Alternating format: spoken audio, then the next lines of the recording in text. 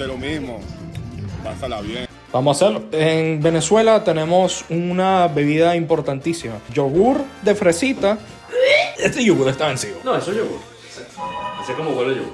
Con anís. A falta de yogur de fresa tenemos yogur normal que vamos a meter con Monster de fresa y le vamos a meter...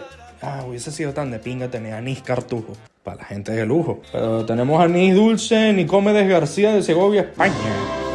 España. Un buchecito. Muchecito, papi. Tú comes regaliz, tú te mereces unos coñazos. Esto es todo lo que voy a decir. Monstruo de fresita.